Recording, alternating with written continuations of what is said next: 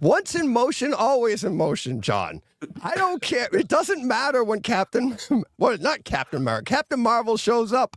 That's what's there. Okay? You want to bring this argument back again? I didn't, but apparently that's where we're at. That's where we're at. If I remember right, this was a major blow up. Like, it was legit. We had a legit battle and didn't talk for hours at least. Hours. No, we got through it. This was back when we were recording and it wasn't live, luckily. Yeah. But we had a legit battle. You're like, no, what if they drifted? I'm like, it's physics. You can't do that. But we can have magic space gods, and we can have a hammer that can fly wherever you like. No problem with all of that. Yeah, and we haven't discovered, and apparently we're talking about physics. We're talking about Hulk's pants can get bigger and smaller, no problem at all. Well, they're stretchy. They're stretchy, yeah. We have Lycra. Very stretchy. I have no problem with Lycra. John can wrap his head around that. He's been to a buffet or two. I mean, Bruce Banner runs around in his sweatpants all day. Oh, geez. I think we've got a new quote for the show. I have no problem with Lycra. John Ciccone, 2024. 11/26/24. Oh God. Yeah. So anyway, we're coming in hot today, boys. Again, tepid, room temperature. Speaking of tepid, I've got my tepid tea. No. So you can tell I got a touch of the man flu. Oh, and yeah. Luckily got some tea delivered directly to me to save the show. Now, what kind of tea is it, Deej? Is it English tea or is it American tea? Earl Grey, hot. It's not the same. Yeah. It says New England tea. No okay, so it's from Jumbo Donuts. It was delivered directly to me to save the show. My friend Larissa and her daughters dropped it off to me because they heard me talking today, and they're like, "You can't do a show like that." You want to bet? Hold my beer. All right, hold my tea. And they're like, "You need tea or something." So they ran to Jumbo Donuts and dropped it off moments before we recorded. Nobody in the chat has any idea what's going on right now. No, I know it's great. And weird startup. Weird startup. Did we all miss the start? Yeah, DJ just hit record on our conversation, and that was it. So. It was great. We got animated about physics in Marvel movies as well as anything else. Just a touch of behind the scenes for Happy Thanksgiving to everybody. I'm sorry, I left my physics degree back in my other jacket. So. Your other stretchy pants. Yeah, my spandex. Yeah. See, Deej, I'm confused. Because Not the first time. No, that is true. That is very true. I thought New England tea, the only way to get that was to fish it out of the harbor. You know, what's going on? I'm very, very confused. Come on, there's a historical salt water. He's drinking that muddy water. Yeah. But is it proper tea with milk? Tea bag, no milk, hot water? Just tea. I'm not a tea guy. She's like, "What kind of tea do you like?" I go, "Dirty water." I don't know. Tea. I was like, what flavor do you like? I'm like, I didn't know there were flavors.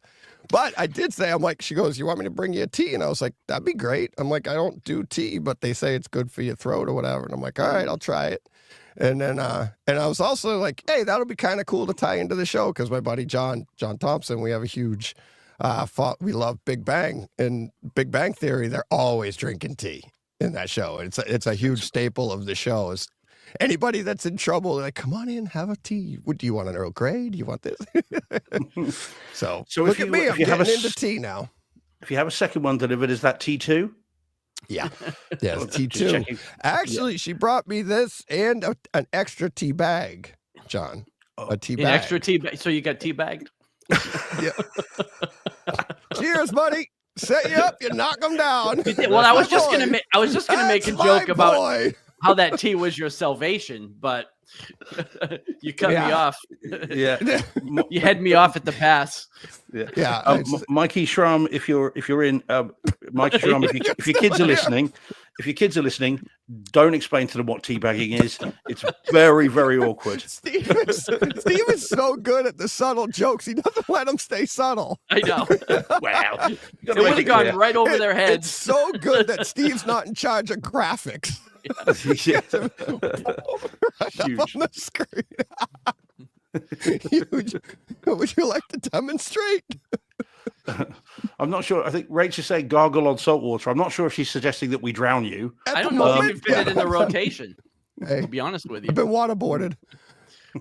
I told you the story of the visit to Dunkin' Donuts in Boston and asking for tea. Did I? Yeah, where they went in and it was in December. Snow was 12 feet high. You know, I mean, freezing cold because we were dressed for an English winter, not a East Coast one. And walked into Dunkin' Donuts and like, could we have some tea, please? And they just looked at us like we just dropped off a spaceship. I'm like, yes, please. Yes, please. Yeah, tea, please. And they go out the back and literally they are blowing dust off some box in the back of the storeroom, you know, out of date in, 1963. But anyway, they brought this thing back and then just given us this pint thing, like this size again of tea. And it did not taste like any tea we'd ever had. But here it would have ice and a twist of lemon. So well, it was tea as we know it, but only because we told him how to make it. And then it was just not how we knew it. But it was got to bring his own recipe. Yeah, secret tea. Take this bag of dirt, soak it in the water, and give it back to me, please. Oh, well, there we go. Good days. So anyway, it is. Hi everyone. So how we doing? We're doing good. Awesome. Yeah, we're doing good. I'm not sick, so we're doing great. No, the night is young, John. The night is young. I gotta. Oh yeah, and I got a few things. I got a lot of movies to get to today. I had a lunch today. Why don't we do that right now? Very kind, very nice. Awesome. Did you bring enough for all of us? Nope. I was lucky enough. Here we go. We do it. There we go. That's Josh from Kaleidoscape. Oh. So he's in town. It's fun getting to know people in home theater and stuff, and you meet everybody like Steve and I. John and I have never met Steve in real life. We've never met in person. But you feel like, I mean, he's like one of our brothers now. Like, it's like, hey, and when we meet in person, the first thing, we always laugh. We always do when you first meet somebody, you're like, oh my God, I didn't know you were that size, whether it's height or whatever. You're like, oh, all right. Or wide. I'll breathe it. Yeah, I'll breathe it. In my case. Yeah.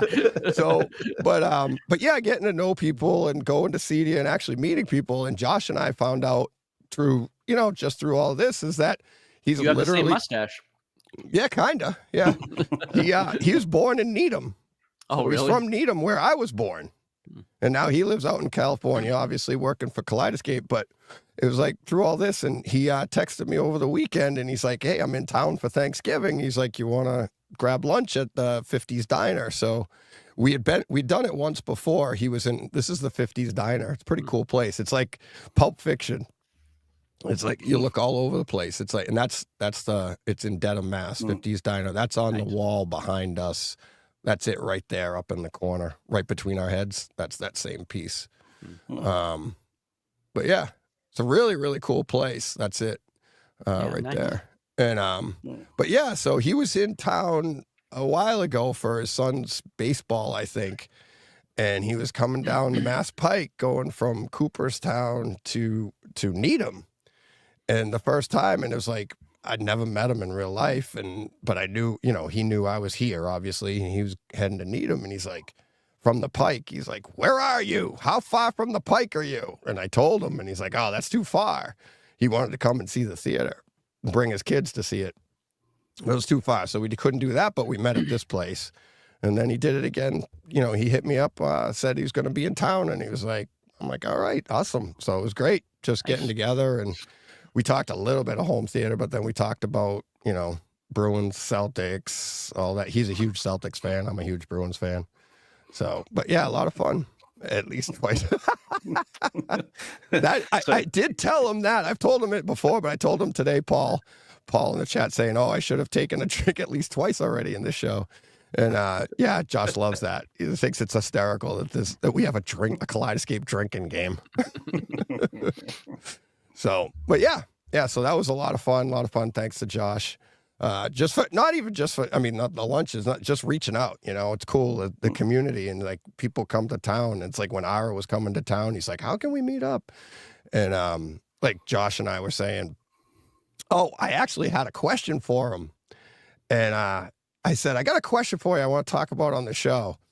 And it's something that really pertains to us in home theater, right? You go, like, people ask, especially at the holidays, right? Like, oh, what do you do? Oh, I'm into home theater. You're meeting new people. Oh, I do home theater.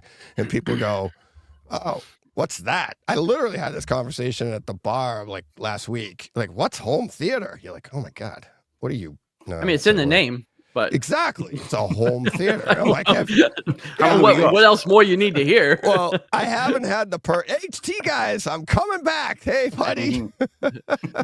I was gonna get to that in a second too. How you doing, Ara? But yeah, so I had a question for him because I'm like, he works for Kaleidoscape. The much maligned, I should say, Kaleidoscape, right? Everybody's like, rah, rah, rah. I'm like, what is it like when you, like, home theater's a niche thing anyways, but then you get the Kaleidoscape thing, that's a niche thing. Now you're a guy that works for Kaleidoscape, and people at these family gatherings are like, what do you do for a living? Oh, I work for Kaleidoscape. Kaleidoscope? No, Kaleidoscape. What is that? And then you describe it to them, and I'm like, now, Josh, to be fair, he's a VP of marketing, right? Public relations. So he's an expert at this. And he described, I go, what does it happen? I go, do people think it's weird? And he goes, oh yeah. And I go, what do they say? And he's like, oh, I just tell them. And he goes into his little thing. We do this, and it's a server base, blah, blah, blah, blah, blah. And he goes through the whole description, and he goes, and they always go, oh, I get it. I said to him, I go, do they say I get it with an eye roll? Like, yeah, they don't get it. I get it. Stop talking, please. He goes, oh no. I go, see, and that's why you're VP of marketing. You're much better at it. Poor Paul, I can't drink this fast. Paul's going the way of Brett. Yeah. Well, Paul, I hope you're drinking tea. Yeah. Otherwise, you'll never make it to 11 o'clock. But yeah, it's like, I mean, we talk home theater and we get eye rolls. What's it like when you're in the industry? It's like one thing. It's like, oh, I work for Sony, or I work for JVC, or I work for Panasonic, or I do something with some, and you could say, but I work for Kaleidoscape. What is that? People don't know. I mean, people in home theater are still asking. You still get that, like, what's that? Like, I remember Carl was in the chat. It's like the first time I mentioned it, he's like, what's a Kaleidoscape? You know, and these are people that are in home theater. So, but yeah, it was a lot of fun. Those are the fun things we laugh about. So, did you ask him the question about the licensing thing? Why is it not the same in the UK as it is in the US?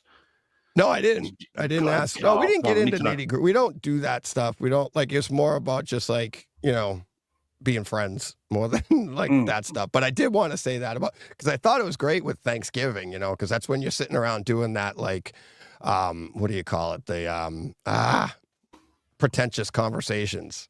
You know, like, how about them Bruins? They suck this year. Oh, shut up. People want to make fun of you for being a Bruins fan or a Patriots fan or whatever. Family events. But yeah. No, I didn't ask. I thought we kind of described why that was. Yeah, well, John, basically is the same as the Blu-rays and DVDs, right? Yeah, seems to be. No, well, fair enough. I mean, Blu-rays are region coded. Yeah, but 4K ones aren't.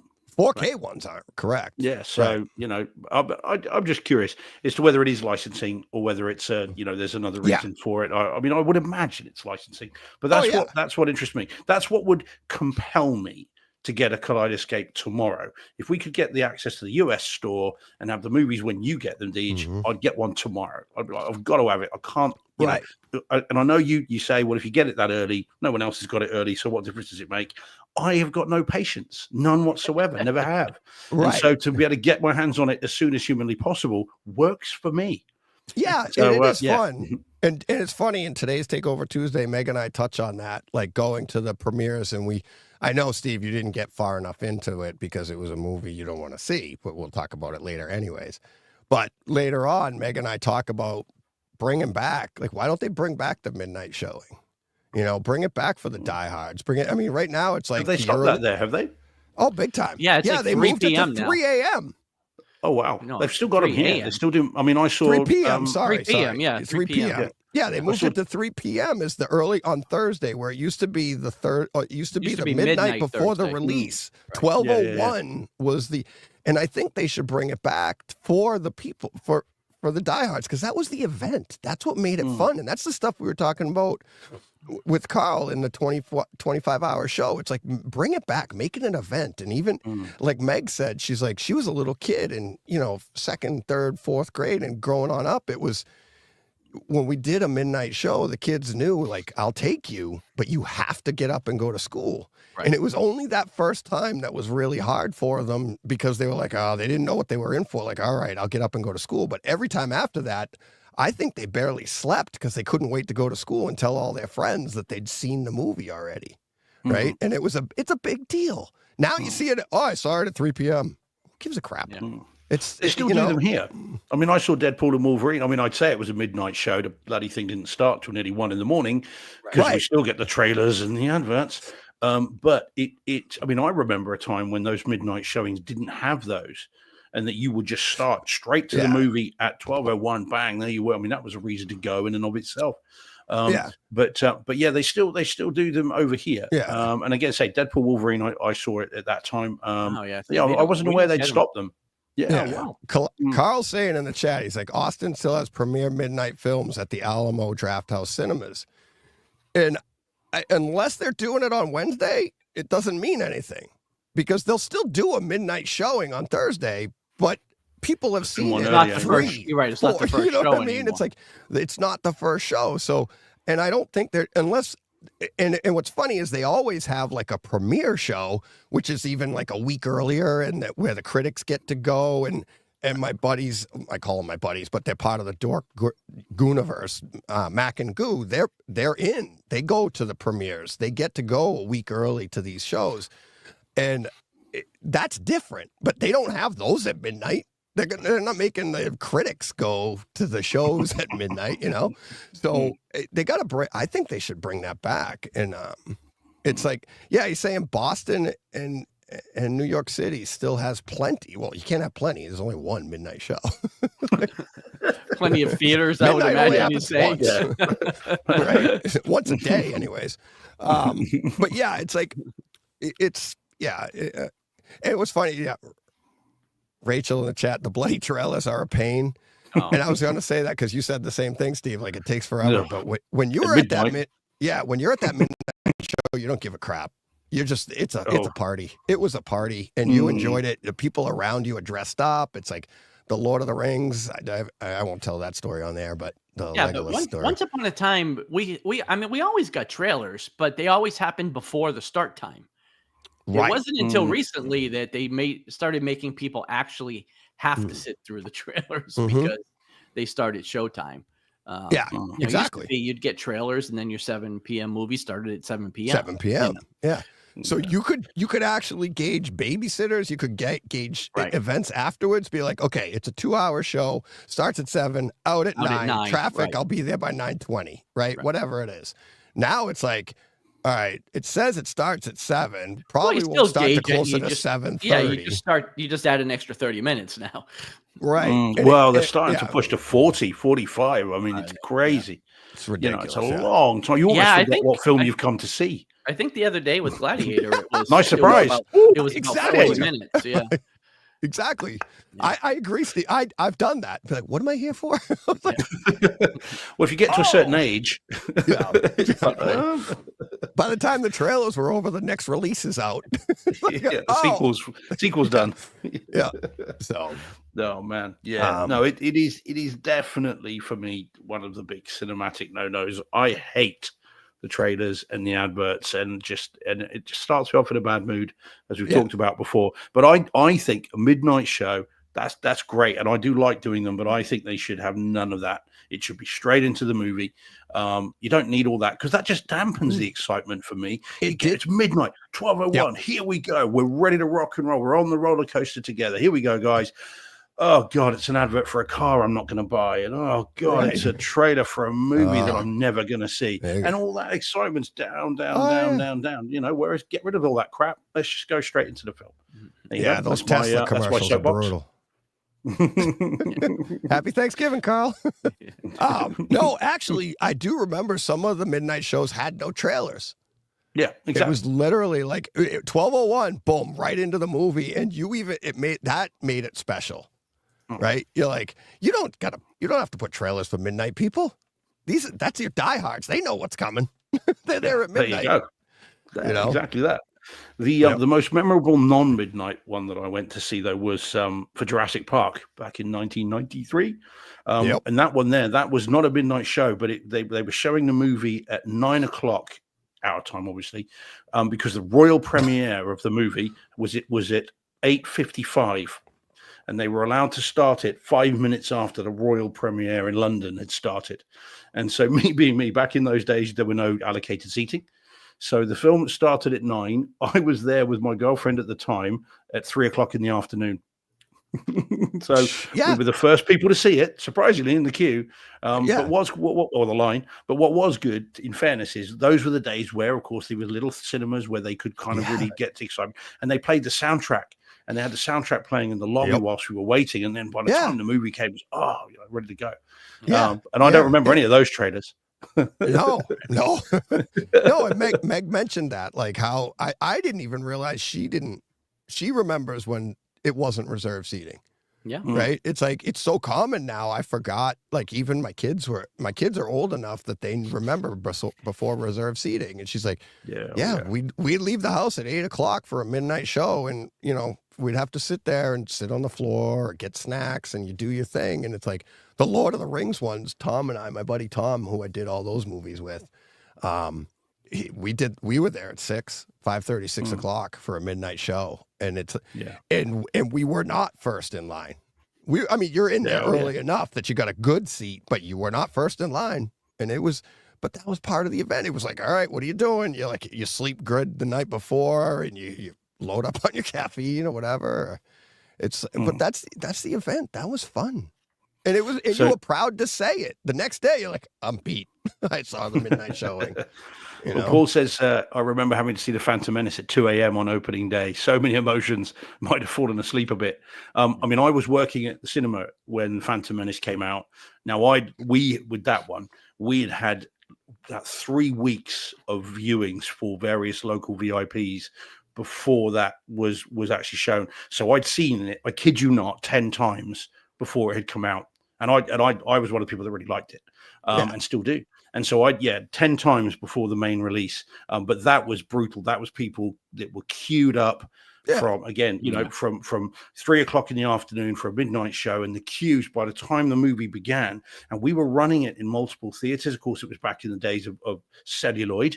And so they'd have it running on one projector, and then the celluloid would go up over the roof, down to another projector, from there to another one. And so they were running them every 5 minutes. And the queues were out the door, down the block, round the corner, because no allocated seating. You had to just queue and hope you got in. I was gonna say, I think that's the last movie I actually remember waiting in line for. What's that? Okay, Phantom Menace. Yeah. I don't remember. You learned your lesson by the time you got to Attack of the Clones. I say that I remember. Yeah, that was 99. There may have been others, but that's the last one I really remember standing in a long line, waited quite a long time for. PF Productions got a great experience here. He's like, he went, or they, I went to a Lord of the Rings extended showing of the first two. Then they timed it so Return of the King started at midnight. It was great to see all three in a row in a theater.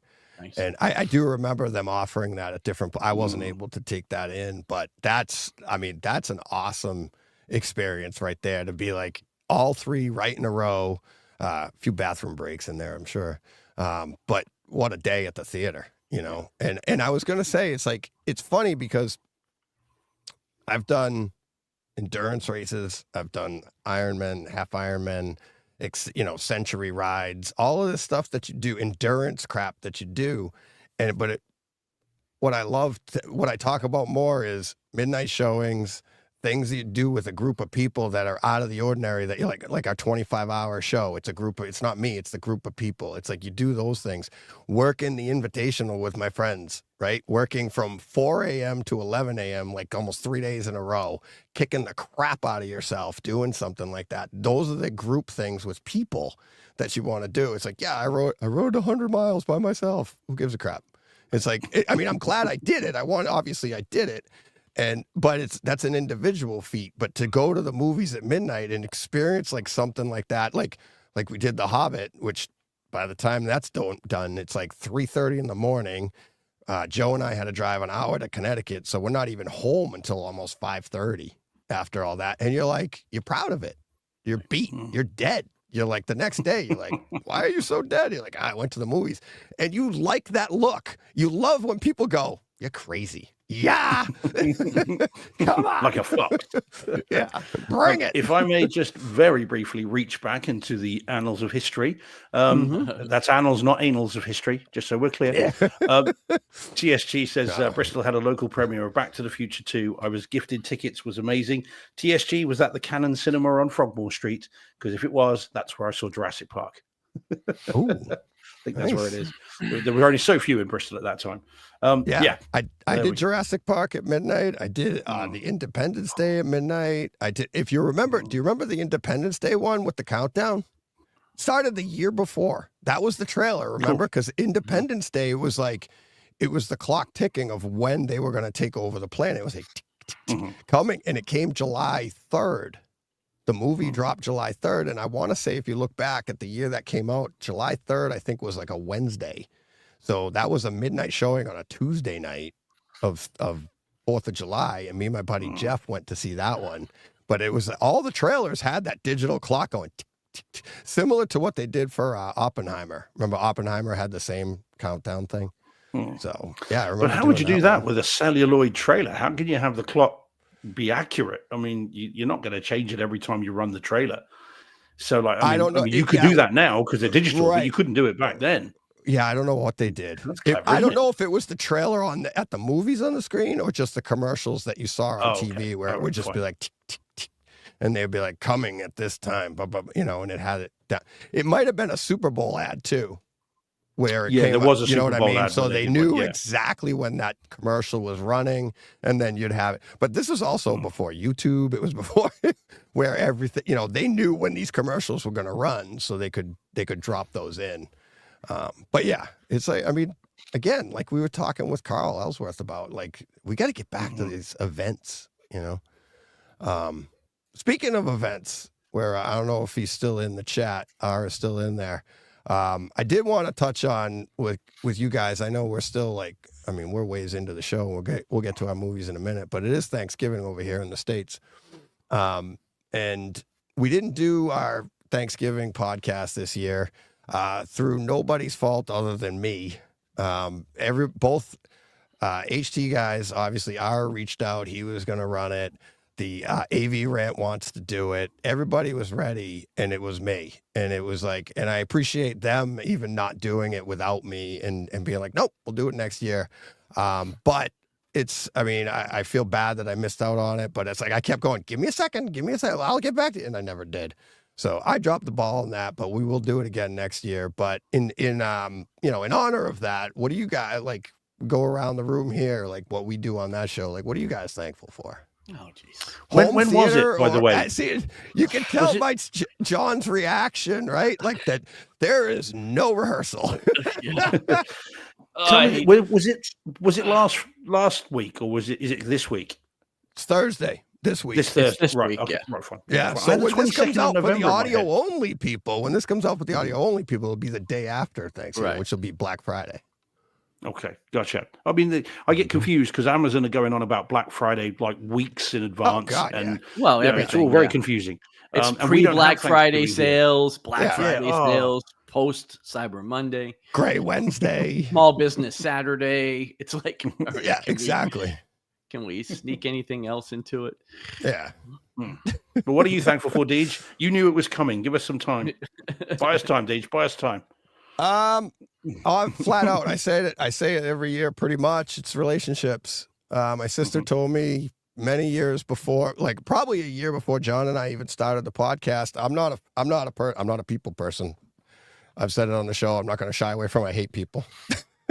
Oh, well, we got that in common. So exactly. That's why John and I are like, you want to do a show together? Just us. Yeah.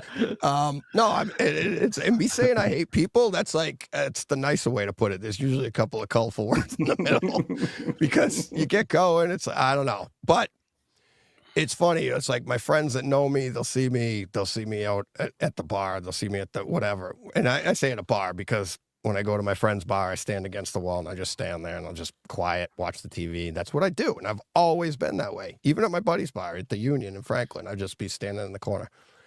And because I don't like pretentious conversation. Right. So like people that know me, I run into people at shows now and stuff. And they're like, you don't hate people. You love people. No, I love you. I love talking home theater. I love the relationships. And what I was starting with is my sister said, like a year before I even started with John on the show, it was, she's like, get out, meet people. You never know what's going to happen. You never know. You meet people. And she literally said, you'll meet people around the world. It'll change your life. She's like, you just got to be willing to talk to people. And I was like, no, that's not me. Right. And then lo and behold, John and I start this and we didn't think it was going to turn into anything. We were just like, we just wanted to balance out the negativity of movies and what we loved, right? People bashing comics and bashing movies. And we're like, let's balance that out. That was our only goal. But then what ends up happening is it's the relationship. We had relationships at Chat and it blew us away. We're like, holy crap. Like people love us. Like, oh my God. Remember we used to play the Sally Field? They love us. Oh my God. They really love us. We had that sounder. Really yeah, exactly. So, but yeah, it's the relationships and it's like, my sister was 100% right. And it's like you're meeting these people. Steve, I never would have known you if I didn't start a podcast, right? We never would have known and then just like the internet, we wouldn't have known each other. I never would have been to Mikey's house in Chicago. I wouldn't have been at the border of Wisconsin driving to Johnny Speaker's house, a stranger's house, if it wasn't for the relationships. And it's like, and the relationships go both ways. You know, it's not just us sitting here talking, it's them being welcoming, you know, and all the people in the chat that have met each other through the chats and me and Josh meeting up. It's like, that's what it's all about. Cause we love home theater. Don't get me wrong. We have our gear, we have our crap, and we've been doing it for years before we knew anybody. And it was literally a man cave. And it's like, that's what it was. It was just me in my cave and that's it. And because of this and because of the relationships, I'm joking with my friends. It's not even a joke. It's not even a joke anymore. We're like worldwide, you know, world known Brightside Home Theater because you do the 25-hour show and you see people, the relationships we have with people literally around the world. It's amazing. So that's me. That's what I'm thankful for. Next, let's go to Steve. John, you're next because I'll go next. Here. Well, I'm just going to tag on a little bit to what DJ says. Like, I'm not the wordsmith of this podcast, so I won't go on. Everybody loves you too, quite as long. But again, that's the thing. That's what I'm thankful for, is that anybody actually even cares what I have to say or that I'm here, because I spent 4 or 5 months of this year not on the show. And it would have been easy for people to forget all about me and for me to just kind of slink away into into the West and be gone. But, people continued to send me messages and text me and tag me in different things and kept me, a part of this thing, even when I wasn't. And, like I said, I'm never going to be the guy that's going to give the eloquent 20-minute review of a movie or tag every scene and talk about the decibel levels and the bass and the HDR. I'm not that guy. I like movies as much as both of you do, but I don't watch my movies that way. I don't really consume things that way. But, the fact that people still care what I have to say about any of it, right. It makes me feel good. So in a year where I've had a lot of things not go great, I'm still looking for work. Things are still not fantastic. So the fact that anybody even cares about me at all, it makes me feel good. So that's what I'm thankful for. Yeah. And let me, I'll do some behind the scenes of that. It's like when John left, for a little while, you honestly didn't think you were going to come back. I didn't. Point. And, again, it's the fact that you were going to be wanted. Well, and I didn't think that I figured I'd be in a job. So honestly, like, the fact that I'm back is evident that things didn't go great because I'm not working. But yeah, I didn't think I'd be back. I figured I would drop in here and there and, that would be that.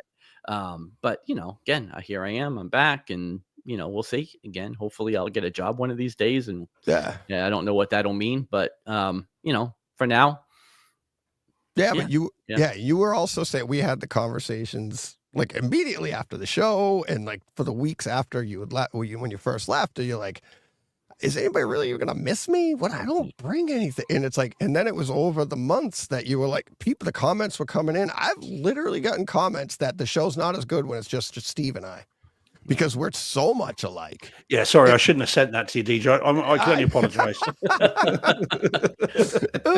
Well, I'm just the comic relief. I'm the straight man. Well, you know, you bring the balance too. You bring the balance, and we all bring a different perspective. So that allows the listener viewer to be like, oh, I relate with him. Right. Doesn't matter which one of us it is, but it's like, you're right, John. You don't watch the same movies the same way we do. I don't watch it the same as Steve or you. And but that's what brings, it's like, I don't even like the same movies. I mean, we got to go to Evil Dead Rise on Thanksgiving. Let's go. But, but that's the point, and that's the point of the relationships, right? It's like, the relationship is just that, all right, yeah, you be you and I'll be me. And that was it. And then, so yeah. Steve? Yeah. Well, we don't have Thanksgiving here, so moving on. No, just kidding. So you don't have to be thankful in England? Yeah. Thankful. So I'm an ungrateful Pratt, and I don't have anything to say. Yeah, and I wear it proudly. Yeah. I'm thankful you asses seceded from us. Yeah, you colonials are far enough away. Yeah. No, drinking your tea. Yeah, that's it. Well, hell, I've got water in here. It's sacrilege. But yeah, so again, I'm a Kiwi, so I'm get away with it.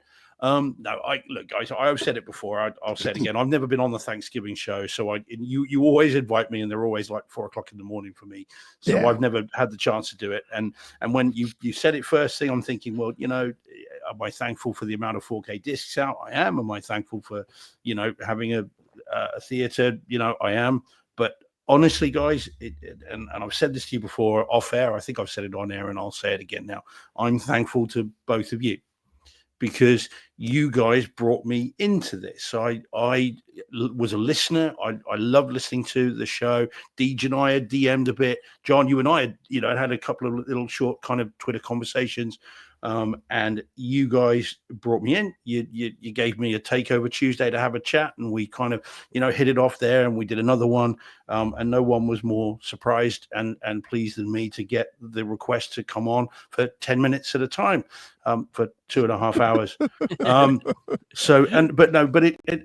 This to me, bearing in mind the work that I do, the amount of on call I do, my work schedule is crazy. Schedule, not schedule, guys. My work schedule is crazy. And so this to me, though, this show, you guys, quite apart from our contact in the week and all that, that's awesome as well. But this is, to me, is like my night down the pub. This is my guaranteed night down the pub every week, with just water, though, generally. Just water, Just sometimes. Water. And that's how it feels to me. It's my night down the pub to talk about the stuff that I get excited about, rightly or wrongly in the case of Evil Dead Rise. But I get to talk about the stuff that I really like. And I always look forward to doing this. And I'm always, on a high when we finish. I struggle then to get to sleep, even though I need to, because you're kind of wide awake and you're feeling really good. And so, I'm thankful to you guys for bringing me in, keeping me around. I'm fairly convinced at some point you're going to wake up and go, why have we got him here exactly? But I am thankful to you guys. You know what? Good question. Let's get rid. That's how it is now, Steve. Done. There you go. Thankful. We're not. Get out. I'm thankful to you guys for bringing me into this. It's great fun, and I really do look forward to this. You didn't have to. I'm glad you did.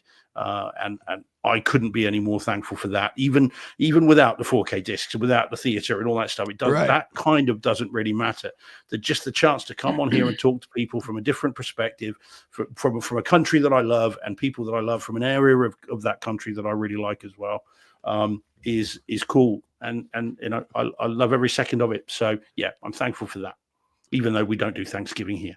Yeah, we kind of like having you too, kind of. Right? I'll tag along. There you go. Steve out in the chat. He's like, I may start to weep. It's a crying shame. Yeah, exactly. There you go. Thanks, Steve. That's funny. Rachel's second. I've started weeping, Steven. Oh God, she's calling me Steven. No, I'm only Steven when I'm in trouble. No, Steven at Steven in the at. chat. She's She's saying saying good. Oh, we've been Steven. Fine. Thank God for that. But yeah, and also to wrap it up on that, it's like, thanks to the, AV Rant and the HD guys, because they were like one of the first sets of people that I reached out to have people on the show. And it was that exposure of how great the community, that was my first exposure of how great the community is. And then that's why at that first Thanksgiving that was coming up, I'd had them on the show. My show was a year old, and I was like, guys, do you want to? They're still bigger than we are, both of their shows, and it's like to bring me this little guy. I'm like, I'll do everything. Let's just do this, and it was like bringing everybody together, and they were just like, sure, let's go. And they were, I mean, if you get some pushback, none of this exists, right? If you get that, nah, we're good. We're good, little guy. Or we're good to the new podcaster. You don't get any of this. But no, I got the exact opposite. It's like Tom Andrew and I talked for like an hour the first time I met him on the phone. I sent him an email and he goes, call me. And boom. And he was giving me tips. Same with Rob. Rob was just like, just telling me how to, talk on the air, do this and that. HD guys, same. Ara's, obviously look at Ara and I become like best friends. It's crazy. So it's like if you get a wall at any of those points, at any pushback, you're skittish to do it again. I've never gotten a wall. Actually, I have, but it was later on. And then you look at those people and go, "Who the hell do you think you are?" Right. So you're allowed to be thankful for more than one thing, right? Well, in that case, I'd like to thank the Academy. I'd like to thank God. I'd like to thank my parents, my agent. No, still relationships. All the production stuff. Fine. I'm just checking. Yeah, still relationships. Thankful for that. Look at talking with people at the grill, getting to know the owners. That's who dropped off my tea, saving my voice. There's the relationships right there. It's like, just talk to people. Look at me, talk to people. Yeah. John, who am I? I don't know. I don't know. I don't know. Must be unwell. John, that's why I liked you. I know. I liked you because we didn't talk. Exactly. Oh, we just stood on opposite corners with our drinks and looked at each other. And looked at each other and went, ooh, sounds romantic. shaking our heads at everybody else. It was very romantic. All right, enough of this loving. Come on, let's get to some graphics here. So Paul Hurt, we got some final artwork here for the giveaway. So the Lawrence of Arabia 4K original artwork giveaway. We have, so he sent this email. He said, hey, DJ, it's your regular Tuesday night email. The last one, I promise. It's finished. Here's the final artwork for the Lawrence of Arabia 4K Blu-ray giveaway. This is what will be winging its way to the one lucky winner in the post next week. New images of the artwork are attached. I need to get an insert printed one more time because I'm not happy with how this turned out, but the design is locked. So the prize is the complete 4-disc Lawrence of Arabia set, which comprises the movie on 2 4K discs with Dolby Vision, Dolby Atmos, plus a standard Blu-ray version and a Blu-ray with a pile of extras. But unlike currently available versions with the love it or hate it steelbook, this features one-of-a-kind artwork based on the original, very red German poster from the movie's 1962 release. And so here's the artwork. That's the poster. This is the back of it. That's it laid out, the full piece of artwork right there. I see something different at the bottom, Deej. Sure. Yeah, I was going to zoom in on that. That's the back of it right there. That's the spine. But yeah, so if you zoom in, let me see if I can zoom in from here. Boop, boop. Why isn't that zooming? It's not letting me zoom. Oops. Anyways, if you look at the bottom corner right here, if you could see it on the screen, we have the Bright Side home theater logo like stealthily dropped in there, which I think is so cool, right? It's just like, wait a minute, what is that? Like, that is so cool. So yeah, so he dropped that in, and you know what? He emailed me last week and he asked for the graphic. And I didn't see, I got to it. I'm like, all right, I'll get that to it. And then boom, boom, boom. Next thing you know, I'm about to go on the show and I get the email and he's being all great about it. And I'm the one screwing him. I asked for artwork and I can't even send it to him. He just grabbed that offline and did it. So thanks, Paul. I'm sorry. I'm an ass. People suck, right? I'm one of them. I'm people. So yeah, it looks awesome, Paul. Awesome. And but yeah, so for to enter for this, all you got to do, let me get the graphic back. Boop, boop, boop, boop. There we go. To enter, like with the other ones, the easiest thing to do is Google Ryan Davey Movember. You can do it that way to find the hashtag Dork Movember donation page, or look for the link in tonight's show notes. Then for this one in particular, every $2 donation you make on Ryan's Movember fundraising page, you get one entry into the raffle for this disc and the artwork. Even if you have the disc, you should be entering for this because you want the artwork. Right, John? Right. After you've already made a donation, just email me at dj@brightsidehometheater.com. Say you want to enter the raffle, attach the receipt from the Movember website, or boxes of popcorn, or if whatever. Or if you're a patron and you want in, just say, this is my patron amount and this is, I want to enter in.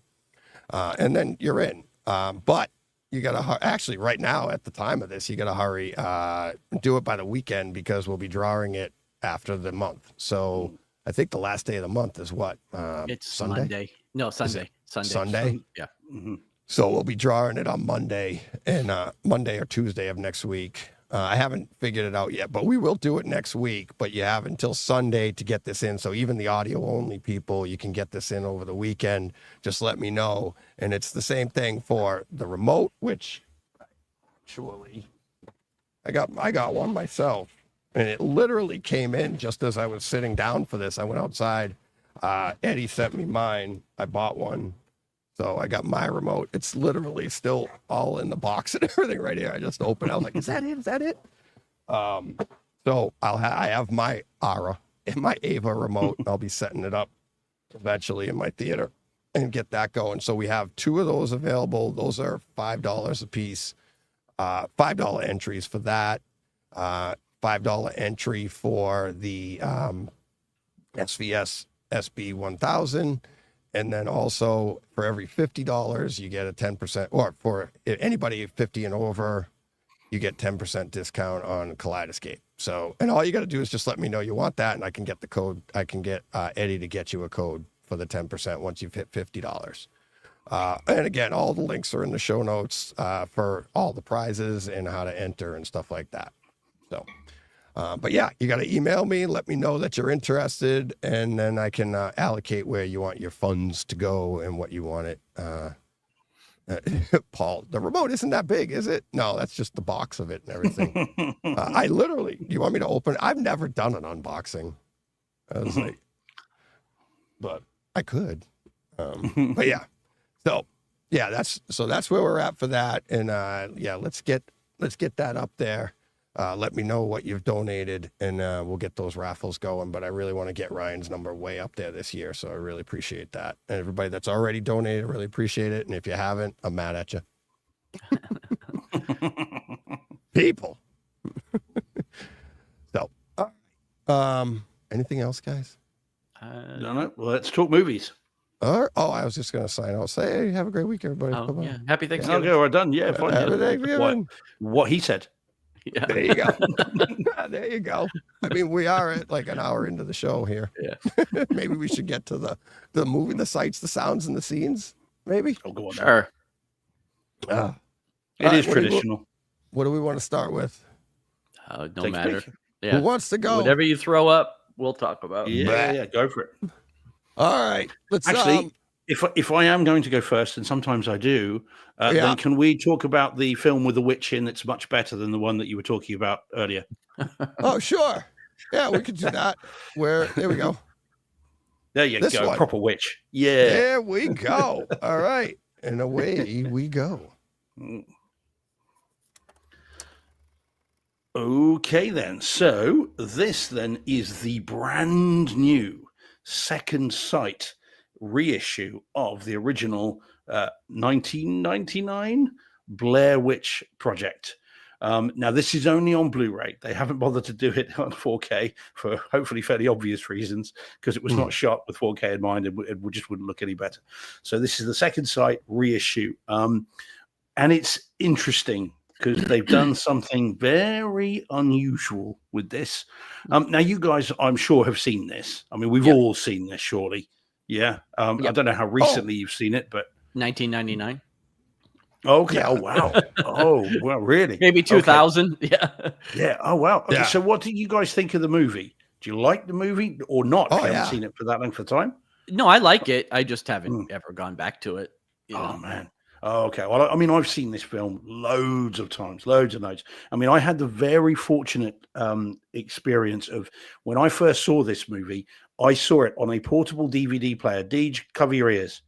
Portable DVD player, right? Little small screen. However, I saw a version from Sundance on a DVD that had been shipped over because of the cinema that I was working at the time. We had connections, and they sent this over. And at that point, no one realized this wasn't real other than the filmmakers. So when I watched it for the first time, genuinely, I thought it was real. And I had headphones on, and I remember watching this thing. And as you get to the end and all that screaming, I was really shaken by it. I really was. And then when it comes up directed by under that idea too. Same. Well, you said, but by the time it hit here, so I think you guys got it in 99.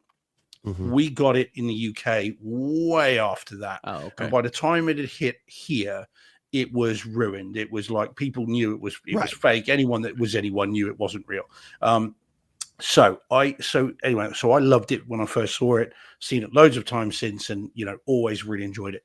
Now, what's interesting though is this: until this version, I'd never seen it. Because what they did with this film is they shot the movie on high 8 video with the camcorder footage, literally, and they also shot on 16mm. And what they did is, having shot the movie this way, I mean, this was basically a student film. Having shot the movie that way, they then realized you can't exhibit that in commercial theaters because no commercial theater has got a high 8 projector or a 16mm projector that can be used. And so what they had to do was the distributor got this footage, and using a particular process, literally got it in a dark room, played it on a screen, got a camera, a normal 35mm camera, and filmed it off the screen. And that's the version they released into cinemas. And that's the version we've always had until now. So you had all of the artifacts from 35mm issues, all the blur, all the grain, all the kind of the weird kind of movement and everything else was all because of this post-processing. We've just filmed this off a screen and put it out like a pirate movie. But now, thanks to Second Sight and an awful lot of money, I suspect, what they've done is they've now gone back to the original high 8 video and the 16mm, and they've now produced this Blu-ray from that. And the difference, fellas, now bearing in mind you haven't seen it for 20 odd years, you may not notice it, all right? But for someone like me who's seen this movie way more times than is decent, it's revelatory. It's a completely different film. The detail levels are night and day. It looks glorious for a found footage movie. It's fantastically different. It really is. Right from frame one, I was blown away. So that's great news for home theater nutcases like me and you guys. Right. So that's great news. Also, the sound. Now this is where there have been some controversy, because what we have here is there are a number of different versions on this disc. You have the theatrical version and you've got the festival version as well. And there are some issues with the audio on the theatrical version. The festival one runs about 4 minutes longer, and that's the one I watched. And I upmixed it to, it's in DTS HD stereo. And I upmixed it to Neural X, which does some very interesting things with it, actually. Some quite fun little things with it. So when they're interviewing people, the voice of the interviewer is at the back of the room. Because the Dolby Surround, the DTS Neural X, whatever you want to call it, Neural X is going, well, that's someone behind me, so we'll put the voice behind, and then the person being interviewed is in front, so it's like you're stood right there, which was quite fun. So it sounds really, really good, looks absolutely stunning for this kind of film. And I had an absolute blast with it. Now, I get people saying the problem with the theatrical audio is apparently it's only in mono instead of stereo. But of course, now actually, John, tell me what you think about this, guys, because Jordan and I had a little chat about this. Oh, actually, and Paul. If you take, so if there's an audio fault, right? And if the fault is that it's only all the two speakers are mono, not stereo, but if you feed that to Neural X, isn't that giving you your stereo anyway?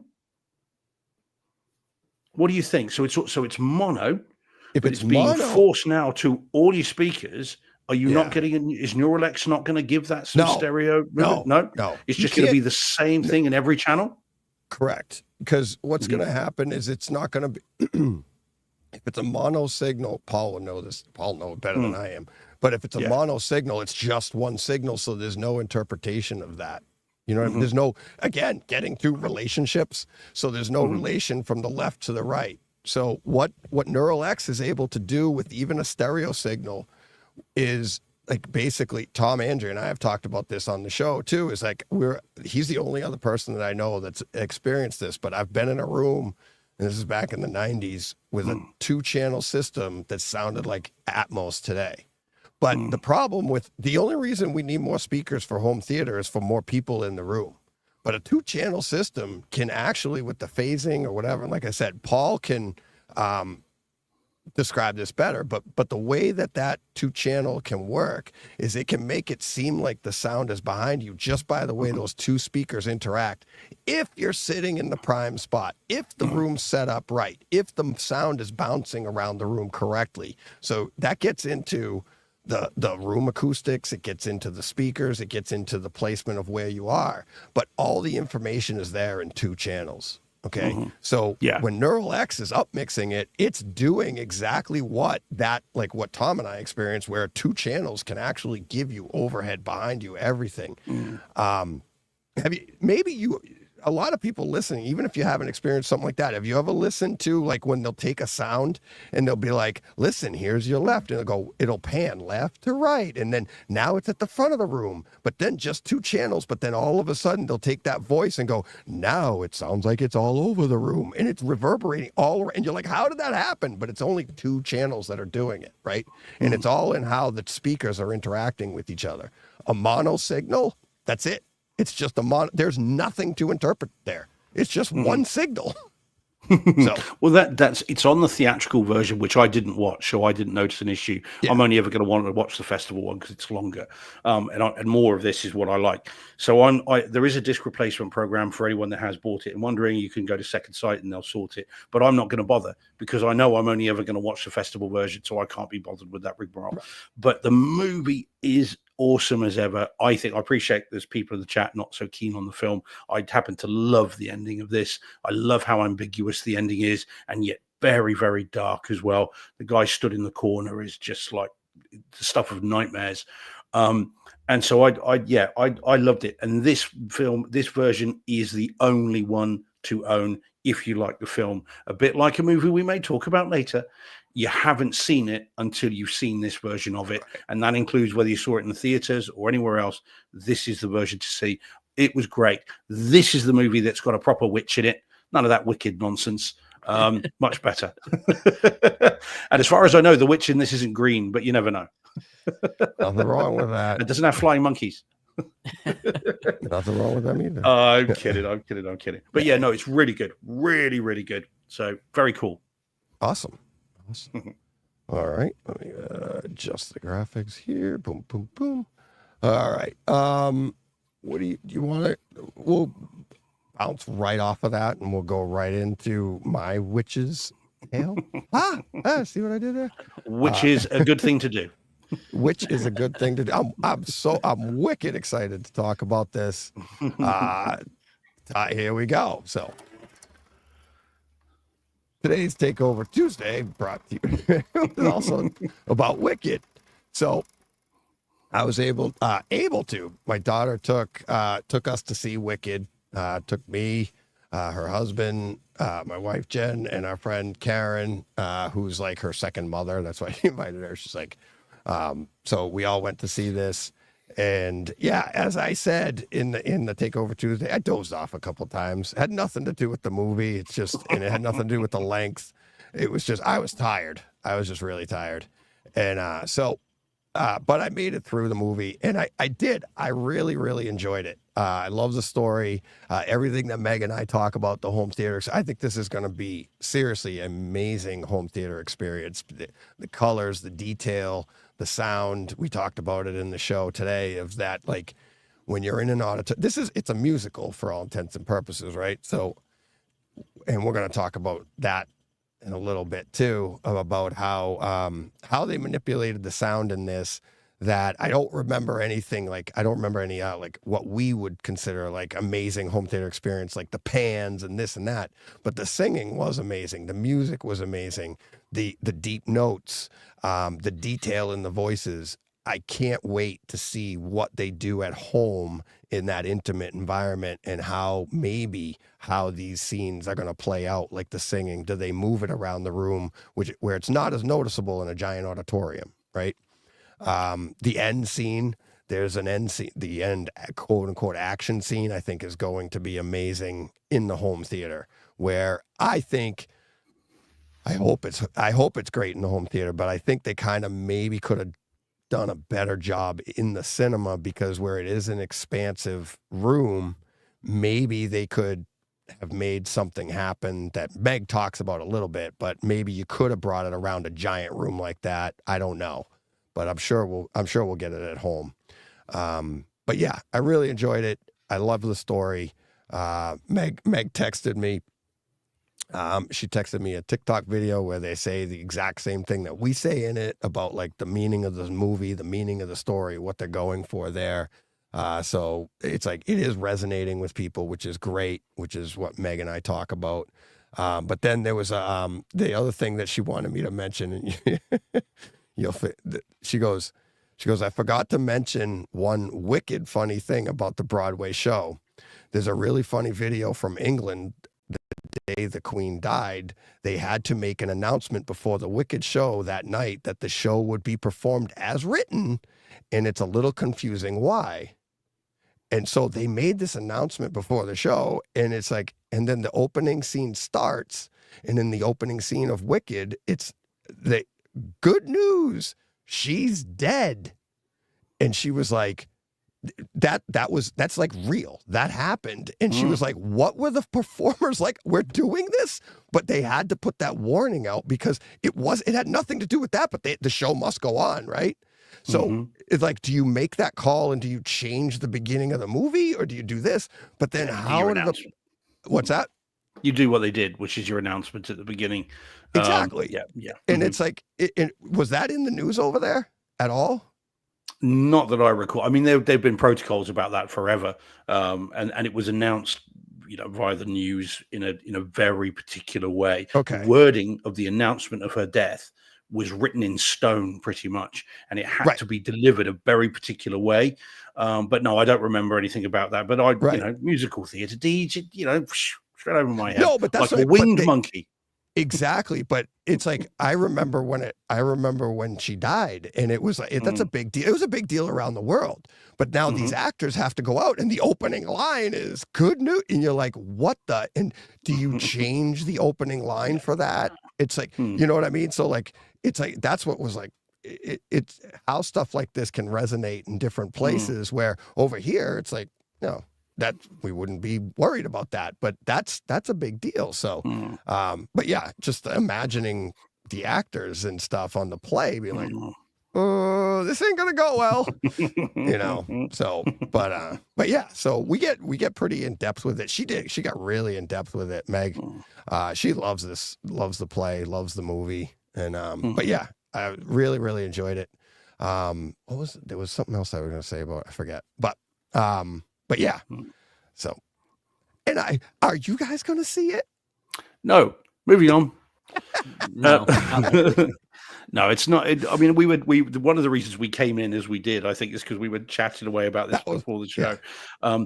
And I get that people love it, and look, it's been massive around the world, and obviously it's got its audience, and again, like Harry Potter, people that love it, and there are far more of those that than me. But this is not a movie meant for me. It's not a movie marketed at me, and I'm fine with that, because there's plenty out there that is marketed at me, and this is just not anything that I need to trouble myself with. And I've seen the trailers, which just were thunderously dull to me, so it's like, that's fine. You guys do over there, and I'll be over here. Thanks very much. Watching Blair Witch, proper witch. Evil Dead. So well, that too. There were no witches in that, which is always unfortunate, but never mind. Yeah, Van Gool in the chat, he's like, I want to see it just because of Jeff Goldblum. And Jeff's great. Jeff Goldblum's great in it. He plays the wizard. I really enjoyed it. But that's why I knew you didn't want it. I wanted to bring it to the show, because that's the point, though. It's like, if you don't like it or don't want to see it, it's like, we're not shying away from it. And it's like, because I'm sure there's plenty of people that don't want to see it or saw it and didn't like it or whatever, and that's fine. I really enjoyed it. And I'm looking forward to seeing it at home and then seeing part 2, because I love the take and the creativity of even making this story out of these characters from Wizard of Oz and doing this. And it's a mirror of society. It's there's a million things to it. So really, really enjoyed it. So, alrighty. And let's see, John, what do you want to do? I don't know. Doesn't matter. It doesn't matter. I've only got 2. So you ready for this one? Sure. There we go. Oh, I need 2 hands here. Well, what are you doing? Yeah. Sorry. So this is the movie that I know we've talked about multiple times on this show already. This is The Fall Guy. This is the 4K disc, which I just got this week, which is the reason why I watched it. And I'm going to talk about it again, even though we've brought it up a few times, because it's like all I watched this week. So I wouldn't have anything else to talk about. So as I said, this was the 4K disc. I did watch the extended edition. Now, having only seen this once in the theater, I didn't really pick up on too much of the additional scenes. I did notice 1 or 2 scenes that I think were expanded, but other than that, I don't think it was significantly different from the theatrical version. At least again, expanded, not that I could remember. It's like 20 minutes longer. Yeah, but I'm not saying it wasn't longer, but it wasn't anything significant that was added or cut out. You know what I mean? Like, I didn't really noticeably so. Yeah, noticeably. Yeah. Well, from memory, like yeah. Like I said, if you haven't seen it, having only seen it once in the theater months ago, it didn't seem that different to me anyways. But I still loved the movie. I realize that there's some controversy here, and not everybody thinks this movie was that good. I think it's just an absolute. Yeah. I mean, once it came out on, I think it's streaming on Peacock over here, you start seeing people online talking about how they loved it. And then invariably, 10 bros will jump into the chat and talk about how it was the worst movie they've ever seen. Oh boy. But to me, this movie is an absolute blast. Like, I think it is just fun from start to finish. The chemistry between all the actors is fantastic. Ryan Gosling and Emily Blunt are perfect on this. So the movie is the movie. Like I said, I think it's great. I had a blast. I loved it. As far as the disc goes, I think the 4K picture on this is fantastic. Like, it is razor sharp. I mean, the colors, it's bright, it's vibrant, it looks great. The audio I thought was good, but not great. Like, there are some scenes that are really, really nice in this, where I think the Atmos and everything are great. The nightclub scene is great. Not to give too many spoilers away, but the scene in Ryder's apartment where they get ambushed, it is really good. There's some good sound, but I felt a little let down with the big explosions. Like, I thought, there's multiple scenes here in the movie where there's big explosions, and I thought they could have been a little deeper. I think they could have hit a little harder. So there were some parts where I thought it wasn't reference. Like, I wouldn't say this is referenced by any means, but the music comes in, and it just slams every time. The karaoke scene. Yeah, the karaoke scene. But anytime the Kiss song, I Was Made for Loving You comes in a couple times, and that's just really good. If you pay attention, that song plays throughout the movie in the background. Not the Kiss version, the what's his name, the modern version. I don't I forget know who it is, but that song, like, remember when, not a spoiler, but remember when he's climbing up like the ladder to get into the apartment, right? And you hear that playing specifically, but it's just like the music in the background of that song. Right. And that plays as an undertone almost all the way through the movie. And it is. This is like, I think Steve and I said it a while ago when we were talking about it. It's not an action movie. It's a comedy. You're right. And it has action in it, right? It's not, and that's why I think it's like, I think we all came to the same conclusion. And it's like, I even said the picture was, I don't think I liked the picture as much as you did, John, until that final scene. Oh, really? That action scene. And that really kind of really sold it to me because of the colors of the explosion and how they were using the different vibrant colors and the smoke and everything. I don't know. Like, I thought the nightclub scene with the, like the fluorescent yellow jumpsuit and again, not to spoil it too much for a movie that's been out for a year already, but kind of the trip and he was on, and I thought the visuals, like I said, I thought it looked great. I thought the picture was excellent, but the sound, here and there was great, but other parts was a little disappointing. But again, the movie's the movie. If you haven't seen it, and I don't know who hasn't by now, it's so fun. Like it's just a blast. Yeah. So. I'll give you one that isn't really a spoiler, that is a big difference, and it gets to, like you said, their chemistry, Emily Blunt and Ryan Gosling, their chemistry it's friggin' amazing in this movie. But the opening, like when he does the stunt, when he comes to her set and they have to do that stunt on the beach. Right. Okay. In the original cut of that, it just seems like he's skittish. And it's just like he's just back and he's nervous and he's like, and they really play it up that he's making an excuse, like, oh, the sand's not right, we should postpone, right? And then the scene plays out and that's what happened. You see what happens. In the extended version, there's a little bit more to it, and there's a little bit more of the conversation added in there, that what you realize is it's not that he's skittish, it's actually showing you how smart he is as a stuntman, and he's 100% right. The sand isn't right. This is and he makes the call on what's going to happen, right? Right. And what's amazing about that is it not only develops the knowledge of his character, but then it gets into their chemistry, because when what happens, and she comes to him later and she's like, what happened? He's like, oh, I'm nervous. I just screwed up. And he doesn't tell her, I told you so. Right. He says, like, cause he loves her so much and he doesn't want to blame her. He's like, oh, it's all me. So that gets into that chemistry that they have. It also gets into the knowledge of the character. And it's all they did is there's a few conversations in there that they actually re-edit, which is really cool. If you watch the two scenes side by side, they say things, but they actually change the order. Yeah. Remember the conversation that he has later on when she goes, I'm in such and such too. And she goes, this is only part one. He goes, right. I mean, also, remember that conversation? Yeah.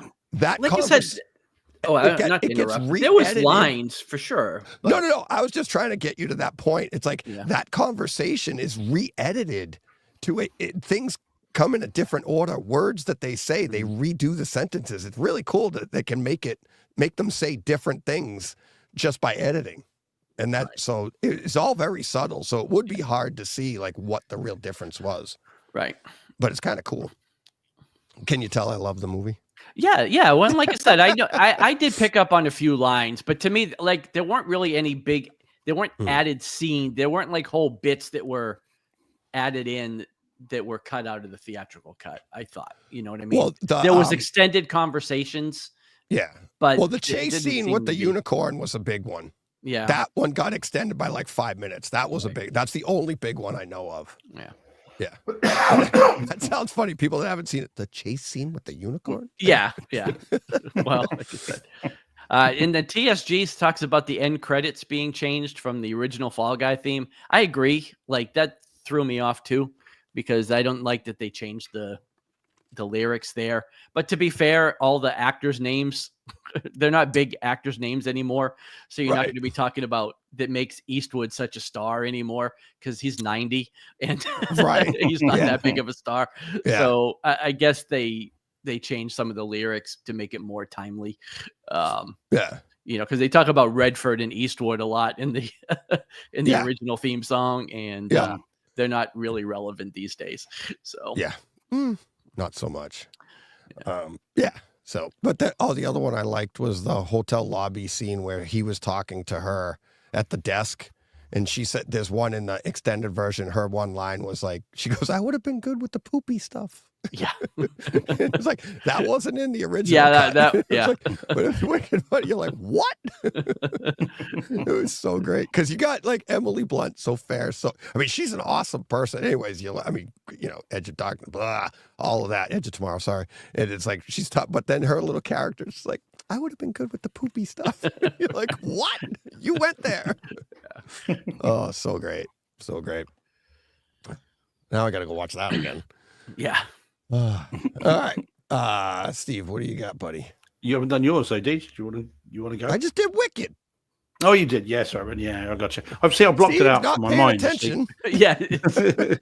I blocked it out. The trauma was real. You haven't done yours. What do you think of that? I tell you what, because we have done that before. So why don't we leave that to but not the 4K version. So we go to the one that, along the bottom. Along the bottom, left. Oh no, go up a bit now. The one that's orange and blue. That's it. I think you just put that's it. Yeah. Talk about this because I've got two of these. I know. I put them side by side so I can scroll. So good. See? Right. There you go. Look at that preparation. Here we go. Okay, so this then is the brand new 4K DTS HD 5.1 master audio upmixed to Neuralex version of Trainspotting. Now, fellas, let me ask you this. Have either of you heard of this? And have either of you seen it? Heard of it? Oh, yeah, I've seen it. We have seen. Okay, good man. Well, you're an Anglophile, though, aren't you? You're it's British. What about you, Deej? I don't think I've seen it, but I've definitely heard of it. Okay, good. All right, yes. So I know it very well. Movie. Yeah, and I remember when. Okay. Yeah. Okay. So, all right, good. This is one of the reasons I wanted to bring this on the show. Not only because they've just reissued it and just brought it out, but also because I wasn't sure kind of whether you guys would have heard of it or seen it, because this was a cultural touchstone in the UK in 1996, whatever it was. It came out. It was a huge deal here, and I was at university at the time, and this was a student film. I mean, everybody had the poster on their walls of the dorms and all the rest of it, and it was a massive deal here. So a Danny Boyle directed movie with Ewan McGregor and Robert Carlyle and various people, Johnny Lee Miller and Ewan Bremner in it as well. And it was a massive film when it came out here, and I'd always had a soft spot for it. It's a difficult watch. And famously in the US, it came with subtitles, I seem to recall, because there were people who couldn't understand what the Scottish kind of dialect was. And I get that. So famously, it had these subtitles. But it's always been a heck of a film. It is a hard watch. I mean, any movie that has the death of a baby from neglect is always difficult to watch. But it does skip over that and generally keeps things a little lighter. And it does have some very funny moments in it, and it's still a very good film, even nearly 30 years later, just to make us all feel old. But it's really good, and I've seen it a number of times. I haven't seen it for a number of years, but this 4K version of it was enough to revisit it, and I really, really enjoyed it again. Now, the video on it is very nice. Really pleased with how this looks, because this was a down and dirty production. This was done as Danny Boyle's one of his first movies, and it was not supposed to look and sound that good for two reasons. One, they didn't have the money, and two, it's supposed to be urban Edinburgh. It's supposed to be, kind of really down and out, and yet it looks amazing. They've done a lot of work on this, so the detail levels are off the charts on this. It's really good.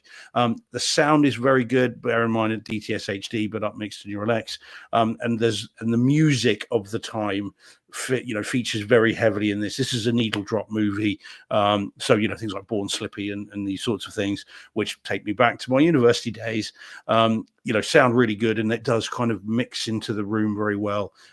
So if you are a fan of this, and DJ, I'd recommend you see this at some point. I wouldn't necessarily say get the 4K disc, because you may not like it, you might not kind of gel with it. This is one of those movies that, especially back from then, I may have seen it. I feel like this one. Well, this is This is one of those movies they go, oh, I have seen this. Because and like you said, it's a difficult film. It's like it all sounds so familiar to me.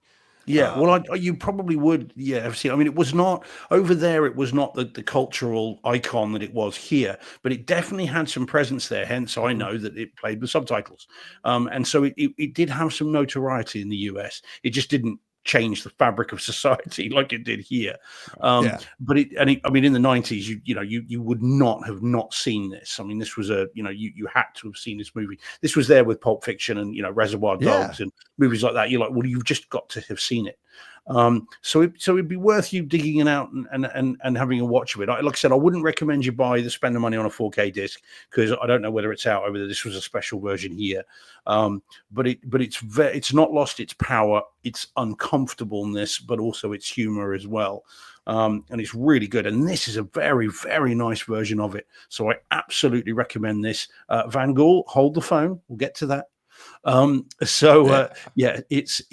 It's very, very good and well worth seeing, and hasn't changed a bit in terms of its interest and its power. So I really recommend this for those that are fans of it. Otherwise, see it how you can, and if you like it, then pick this up. I don't know if it's over there. Are you looking, John? Is it? I am looking. Yeah, it's like $80. It's just the UK release. Yeah, it's $79.99 on Amazon. I haven't looked anywhere else, but it's pretty pricey. Oh wait, though. Here's a. It's a steelbook, you see. So Train Spotting. What is that? Yeah, that's a sequel. That's the sequel. Okay, the sequel's only $16, but yeah. This is it's a new steelbook sort of release, this one. But don't go spending $80 on it. It's pretty pricey. Yeah, but the Blu-ray is $16. So it's well worth seeing again. It's still a good film, and Ewan McGregor is particularly good in this, and again, one of his first movies. So there we go. So moving on from that, then, well, because having done that, good man. 4K HDR 10. Oh, nice. All right, yeah. All right, so there you go. I just grabbed there you go. Yeah. I mean, again, because I know you and Jen. I mean, Jen's an Anglophile as well, isn't she? So she likes kind of the stuff about the UK and all the rest of it. So you guys might, I think, be curious to see what you make of it. And again, she has some knowledge of some of the things that happen in this that will be interesting for you, I'm sure, to get her perspective on it. Yeah, because there are definitely Ewan McGregor, Johnny Lee Miller, he played Sherlock over here on Elementary. Yeah, he did. Yes, with Lucy Liu. Loved him in that, and I swear this is one of those, like, it's all started to come. Like, I swear, I'm going to put this on and be like, I've seen this. It's one of those. It is good, and Robert Carlyle as Begbie, the kind of the psychopath, the local psychopath, is very, very good in it as well. As is Ewan Bremner. I mean, you'll recognize him from various American things. He was in Alien versus Predator, the first one, and he's been in a number of things since in the US. But he's very, very good in this. And I'll be curious if you do watch it again, either of you or both of you, whether you did have to put the subtitles on. No, I'm not like that. No, well, they do. They do talk in very. I watched Peaky Blinders. I'm good. But that's actors pretending to speak in a Midlands accent. Yeah. Whereas these are Scottish actors, something in the main, who are deliberately trying to use Scottish dialect. So I'd be curious as to whether, and I mean this respectfully, your American ears can kind of can adjust to it, or whether you're like, do you know what? No, I've got no idea. It was like that with Snatch too. Was that the one? Snatch is kind of tough. Some parts of Snatch. Some parts are tough, but you could. I mean, I can infer from context too. Yeah. Oh, yeah. Subtleties. But I'd just be curious as to whether you feel, well, actually, I didn't get a lot of that because, yeah. Ready? But yeah. So Paul's just asking, is it Steelbook only? Yes, it is, Paul. Yeah. So okay. So moving swiftly on. So I watched Trainspotting on Saturday, I want to say, and having watched it because of the new release of it. On Sunday, my brain ticking over as it sometimes does, I thought to myself, hang about, there is a sequel to Trainspotting called T2, not that T2. Okay, so it's called T2 Trainspotting. And it came out in 2017, so nearly 20 years after the first one. And I suddenly thought, not only hang about didn't they do one, I thought, I have seen it, and I knew that I had the 4K disc, but I had never watched it. It's one of those I bought in a load of discs and then kind of not got to it, and it just kind of went on the shelf, and then I didn't see it. I had seen a screener of it, but not seen the 4K disc. So I thought, well, now's my chance. So I put this on. Now, this is a Sony disc, fellas. So 4K, UHD, Dolby Atmos, HDR, the full works. Boy, oh boy, oh boy, oh boy. Really? No one was more surprised than me to find a new reference disc hiding on my shelves since I bought it in 2017. Wow. I mean, honestly, fellas, dear oh dear. So, movie is I really enjoyed the film second time round. I remember thinking it was all right first time, but seeing it second time round, I having just watched the first one again, I got much more of the kind of the echoes of the first one in the second one, which is obviously completely deliberate. And it included the musical cues and all this kind of stuff. And because I'd just seen how the first one ended and reminded myself, this one takes up 20 years after, but essentially following on from the events of that movie, as you might expect. So I really enjoyed the movie, but I was not prepared for the presentation. I thought this is going to be down and dirty. It's going to be kind of a bit like the first one. It'll be, kind of drained of color for the most part. It'll be all, grungy because it's trying to evoke a mood. No, it's not. This movie, I mean, talk about showing Danny Boyle's evolution as a director in that time, and indeed in budget terms. This film is, I think, reference video and audio from second one. And boy, is it mastered loud. So really? It's also, really loud on the disc. As soon as you turn it on, it's like, whoa, okay, fine, dial it back a bit. It is razor sharp. There are different camera techniques used. So there is some grain in some of the darker stuff. That's all very deliberate. But there are some shots in here, and for the most part of the entire movie, that look like they were shot in 8K. Forget 4K. I mean, this must have been shot with cutting-edge cameras at the time, because there are some shots that look like they've come out of a BBC nature documentary, of Edinburgh, of all places, which is, not the nicest of places. Okay. So, and there are some shots that are stunningly good. And it's at 185, so you fill the screen. So when they do these kind of beauty shots, you really do feel it. It's colorful, it's detailed, it is crazy good looking. And then you get the audio, which is room thumpingly good. So you get because again, it's a needle drop movie. And so when you get Born Slippy and you get the Trainspotting music from the first one at some point, the room is shaking, and when this music comes in, it fills the room. It was fantastically good. And no one was more surprised than me. So this one should be, as John, as you say, it should be dirt cheap now. It should be a sensible price.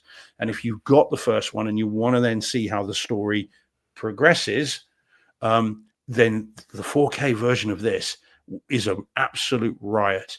And again, I've had the disc for 7-8 years and not seen it, and now had the chance to revisit it and just been blown away because it's another Sony disc. And it is just just doing everything that Sony does well, is right here. So it's fantastic. Very, very good indeed. Sorry, Deej. Sorry, mate. You're spreading out tonight. 4K HDR 10 on Kaleidoscape with Atmos. Yeah, it is. Yeah. It's Atmos on the disc. It's really, really good. Yeah. So prepare for a trip back to the 90s, Deej. Yeah, exactly. exactly. Oh, so good. So good. Yeah. Good. Yeah, very, very recommended this one. Yeah, very cool. Cool. Paul says, so Paul says, same, it's still on my shelf. Man, Paul, yeah, I bought it, just chucked it on the shelf, forgot I had it. And dig it out, Paul, when you get some chance. Revisit the first one and then straight into this. And as I am wont to say, prepare for awesomeness. Yeah, exactly. It is one of those movies that you're not expecting all of that. You're not expecting a great home theater experience out of this. I mean, it's a great movie, but to get that next level out of a movie like this, that's awesome. So yeah, it's great, really good. Nice. All right. Where do I want to go next? John, you've got another one, haven't you, John? I've got one more. He's got one. Yeah, we'll go. Yeah, I really want to know about that. Yeah, when you do when you get around to it, I really want to know about that one. You want to hit this one? Oh, go on then, you scamp. we have a conversation, buddy. Remember? We did. Oh yeah. I was very pleased. All right, let's get to it. So, week 2 of the Terminator. Well, you have to tell us what you were thinking about Twister and Terminator last week. I know. As you said you had your opinion and hadn't told us. I had my initial opinion, but let's get to the movie first. And I'll give you my breakdown. So yeah, we're talking the Terminator 4K disc. It's not on 4K on Kaleidoscape yet. So I bought the disc, came in Thursday. I thought I was going to be able to watch it Thursday night. And I had a game at 10. Remember I said on the show, I think I'm skating late. I'm definitely watching this. No, that's when we had tickets for Wicked. So I wasn't able to watch it then. I had to watch it the next day. And, oh my God, Steve. Go back to last week's show. Everything Steve said, the picture, the audio, I mean, the Atmos track on this, I mean, the clarity of everything, the dialogue, which is so important in this movie. It is like a modern version of this movie. Even the special effects are updated. And I mentioned one last week, and I have some screen grabs. Okay. So I compared it to the Blu-ray version on Kaleidoscape, to the 4K disc. And I talked about this scene here last week. And if you look at this scene, as I'm leaving it up, you can't see us, but you can see, even on this, you can see there's no razor in it. And I did get a close-up of it. And if you're looking on YouTube, this is a scene where Arnold's cutting his eye out. Spoilers. He's cutting the eye out, but there is, from when he picks it up and he's putting this X-Acto knife to his face, there is no blade in it. There's never been a blade in it. Okay. On the 4K release, there's a blade in it, guys. I heard about that. I've read that somewhere. Yep. Yeah, that Cameron put it in. Yeah. There you go. I was like, I'm like, so I saw it on the disc. I can't even talk. I was like, I'm like choking myself. Where's my tea? Where's my tea? Damn it. So there's a blade. I had to pause the movie, go to the Kaleidoscape and be like, give me, was I wrong? Was there a blade? Nope. I was so relieved. I was like, I already talked about this on the show. Maybe I'm a donkey. I might have missed it. There's a blade the whole time, Tej. What are you talking about, right? So I was so relieved when I pull up the Blu-ray and I'm like, oh, thank God there's no blade. Because I would have been in Photoshop taking the blade out for the show. Right. On mine, my copy never had one. I don't know about yours. On my Kaleidoscape copy. Yeah. Oh my God. Imagine. So if it was there on the Kaleidoscape Blu-ray, I would have been digging out my old Blu-rays. I would have like, oh my God. So yeah, I mean, just let me get it back to us on screen here, but just the coloring too. Look at like this one here. And now when I take these pictures, I set the camera, my phone, I lock in the settings. So you're getting exactly the same. Now this isn't what you see with your eyes. It never is, but this is exactly what the camera sees. And look at this here. This is the Blu-ray version. Sorry, people listen to the audio only. Go to the YouTube and look at the color and look at his face. The lighting on it is so much different. Like it's not like Look how dark his face is. It's like you don't even see the skin tone on the side of his face because it's so dark. But then you go to the Blu-ray and it's like you don't even think of that as a shadow there now, right? And never mind that they added in a razor blade. Right. But yeah, I thought the steel. There's a lot of steel in this movie. There's a lot of blue in this movie, getting that cold steel feel. It's a Cameron motif, isn't it? Exactly. So all of that played. I mean, it looks. It is a modernization of Terminator, which, I mean, the one thing they couldn't modernize was the flashback scenes, right? When you go to T2 and you see those flashback scenes, they're the modernization of that. It's still rudimentary, but it looks great. The grain is reduced greatly. It looks natural, but it looks just so pristine. The entire disc. It just, and the audio, like I said, is everything you said last week, 100%. So the conversation we had and we were talking about, so what I said was, where this is a reimagining, it's an Atmos track. It is a modernization of a film from 1984. So is this like what we said about Twister? And it's like, when we said that's a new movie, it was like, it blew us away. Is it up in the running for movie of the year, home theater experience of the year because of that? So I have two schools of thought on this. My original thought last week, I'll tell you what it was, because I didn't even tell you guys off air what it was. I was thinking last week that it's got to be Terminator because it's an older movie. And if everything you said was true, then they modernized an older movie and brought it, and you'd be like, well, it's got to be Terminator, no doubt about it.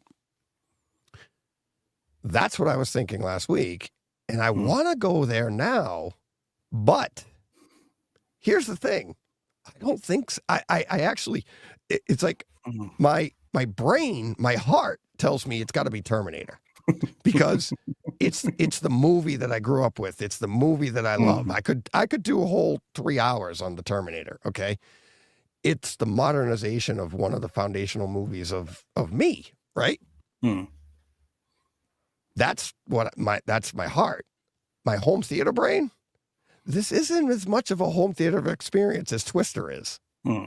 Twister is the movie that everybody, when they invented Atmos, everybody went, I need that. I need Twister and Atmos, right? When it came out on Blu-ray, when you got it on Laserdisc, you could not wait to get Twister into your home because of the scenes, because of the action. It just lends itself to that home theater experience. So if I have to use my home theater heart, I have to say it's still Twister, because this movie is more of a action drama than an action movie, right? Yeah, it's low budget. So, I mean, Twister was not low budget. No. But as a home theater experience, it's still amazing. I mean, this modernization of it is amazing, and I didn't think you could do this. I didn't. And with the special effects and like the end scene, the presses and everything like that, it was the clarity on her face in that final scene in the Jeep. Absolutely. I sent you the picture, right? Stunning. That's what I wrote, right? I texted you, Steve. I'm like, stunning. Absolutely. And that picture doesn't do it justice, but you could see you could see her pores. You could see the marks on her face. And one other thing from it. The clarity's so good. This goes down to Sharpie on a shark. The scar on Kyle Reese's face. Okay. It looks, it's so bad in 4K because you could see it's like a dried piece of glue. It's just so evident that I was like, oh, that doesn't look like a scar. It looks like a clear piece of plastic glued onto his face. And you're like, oh, they didn't know we were going to be looking this closely with this kind of detail. No, that's very true. Now, do you know what the good news is, Deej? We don't have to choose between them. We can have both. Yeah. So that's the cool thing about it. But I mean, it does bode well, though, doesn't it, for other movies of our youth, movies that we love, that can be now polished and brought in versions like you've never seen them. I mean, it really does bode well for the future in terms of what else we could get.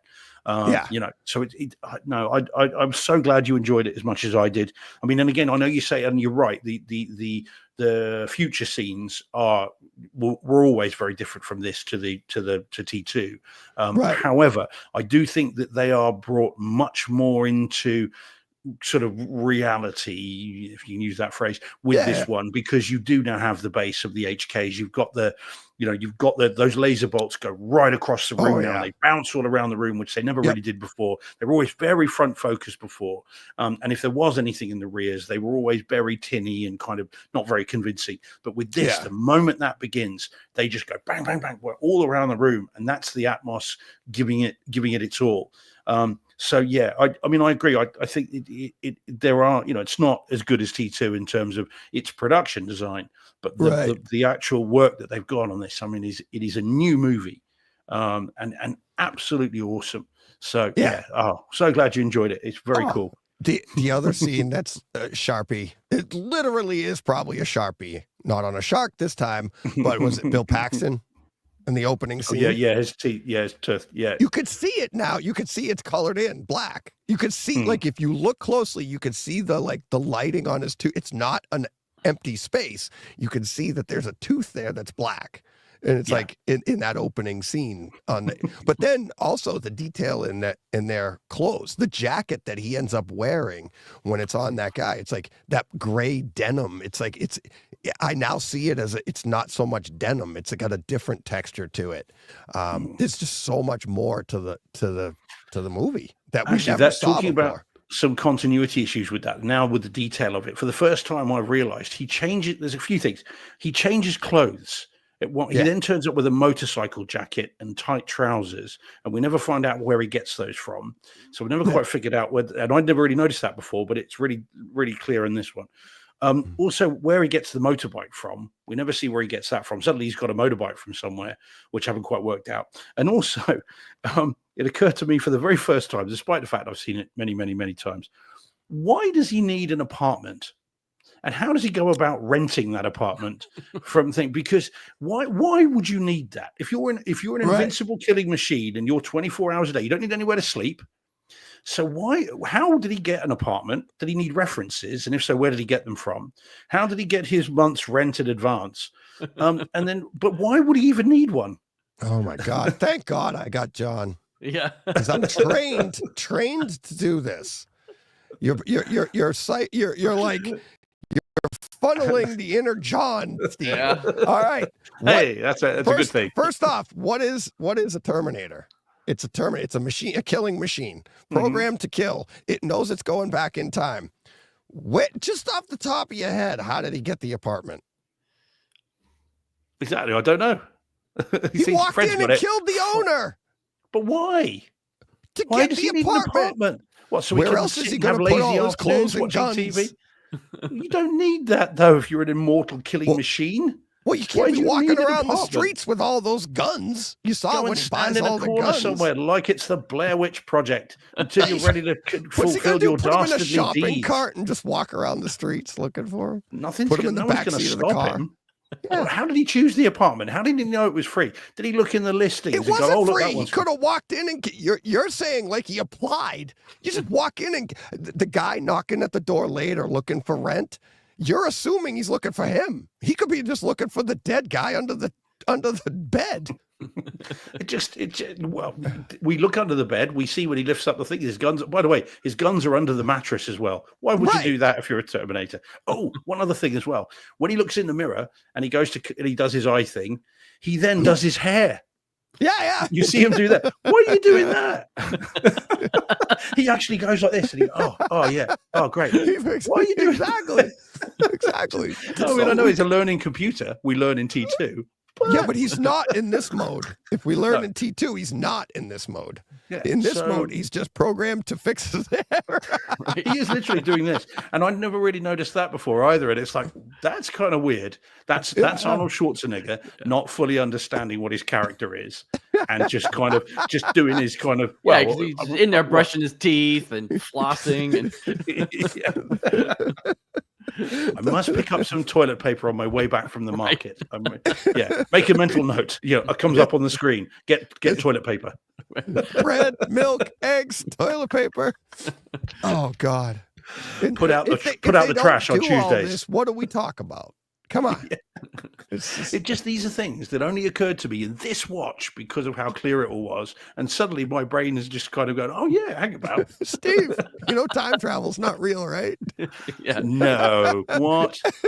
Look, it's all right. I'll tell you all about it a week next Tuesday. Yeah, exactly. Steve, we're skipping over the time traveling robot and going to why is he combing his hair? Are we back to physics again? Yeah. We're back to the hammer again. So I'll tell you one, because I did go to and watch Terminator 2 after this briefly. I got like halfway through it because I wanted to see how the continuity of the picture would hold up going from one to the other. It holds up really well. Really, really well. It does, and that to me was the big test of the modernization. If you can go right from the end of this right into T2, yeah, and it holds up really well because T2 I really like it. A lot of people don't like it. I love T2. I love watching. I love what the 4K disc. I wish we could get it in Atmos. It's not in Atmos yet, but going right from this to that, it's the continuity is great. But here is a continuity error. They tell you in Terminator, only things that come through, it has to come through in skin. You can't bring weapons. You can't bring metal. You can't bring anything. How does the T-1000 get through? It's just liquid metal. Metal, yeah. It's not skin. It's not a body. Because if it was, the first time he changed, all that skin would just go plop and fall to the ground. So how does that's a continuity error in the story from the first one. Yeah, unless by the time they send the T-1000, they've upgraded the time travel tech. I don't know. Okay, then why'd they send Arnold naked? Well, it's so that you could admire his chiseled good looks. See? Yeah. Because they could have done exactly what you said, and you have him come through fully clothed. The reason you can't come through clothed is because only skin, biological, can come through, right? So there you go. Yeah. Well, but then even the T-800 wouldn't have come through in the first one then either, because he's metal under the skin. Yeah, but it can be inside the skin. The skin has to bring it through. No, yeah. I mean, you could smuggle a knife one way or the other, but other than that, in the prison wallet. Yeah, exactly. So there you go. I always get to laugh from my students when I talk about clients hiding things in their prison wallet. Yeah. So it takes them a while to work out what I'm talking about. Yeah, well, once they do, there's the chuckle. Oh yeah. But no, it's a cool disc, very cool disc, very, very good indeed. And if ever, and I know we don't often say it, but it's a must buy, isn't it? I mean, you've got absolutely so good. Absolutely. Very, very good. And for me, it's up there with Lawrence of Arabia, Gandhi, movie, again, Bridge on the River Kwai, movies that have had this, Twister, that have had this remastering, but done in such a clever, careful, and meticulous way that it just blows everything out of the water. And I mean, we can but pray that at some point Cameron gets the rights to T2 back properly, and can actually use the same technology on that, because how incredible would that be?